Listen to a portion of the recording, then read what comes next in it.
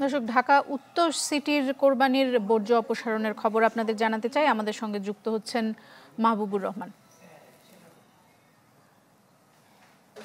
মাহবুব, আপনি তো সকাল থেকেই ঘুরছেন ঢাকা উত্তর সিটির বিভিন্ন অংশে। কোন কোন অংশে ঘুরলেন এবং কি দেখলেন? আসলে কেমন তারা তারা যেভাবে বলেছিলেন যে কয়েক ঘন্টার মধ্যে বর্জ্য অপসারণ করবেন, কতটা পেরেছেন সেই অনুযায়ী? ইলেকট্রা রেফ্রিজারেটর, খাবার তাজা তো জীবন তাজা। ইলেকট্রা, ফ্রিজের রাজা। তোলা সকাল থেকেই রাজধানীর উত্তর সিটি কর্পোরেশনের বিভিন্ন জায়গা ঘুরেছি এবং সেগুলোর পরিস্থিতি দেখেছি।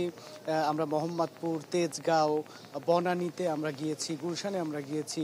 বর্জ্য ব্যবস্থাপনার যে বিষয়টি, এটি এবছর সবাই ইতিবাচকভাবেই এটি দেখছেন, কারণ সময় মতোই বর্জ্য অপসারণ করা হয়েছে। তবে ঈদের পরের দিন আজকেও দু একটি জায়গায় যে বর্জ্য ছিল সেগুলো 12টা নাগাদ সিটি কর্পোরেশন কর্মীরা দেখেছি তারা বর্জ্যগুলো ছোট ছোট গাড়িতে করে তারা নিয়ে যাচ্ছেন। এবং এই মুহূর্তে আমরা মোটা দাগে যদি বলতে চাই তাহলে পশু বর্জ্য যেটি কোরবানির বর্জ্য সেটি কিন্তু নেই বললেই চলে। তবে আজকে দ্বিতীয় দিনে যারা পশু কোরবানি করছেন তাদের যে বর্জ্য সেটিও কিন্তু বিকেলের দিকে সংগ্রহ করে নিয়ে যাবেন সিটি কর্পোরেশনের কর্মীরা। এটি কিন্তু আমরা উত্তর সিটি থেকে আমরা জানতে পেরেছি। এবং বর্জ্য ব্যবস্থাপনার বিষয়ে এবছর এই উত্তর সিটিতে 20,000 টন বর্জ্যের একটি লক্ষ্যমাত্রা নেওয়া হয়েছিল যে এই পরিমাণ বর্জ্য অপসারণ করা লাগতে পারে।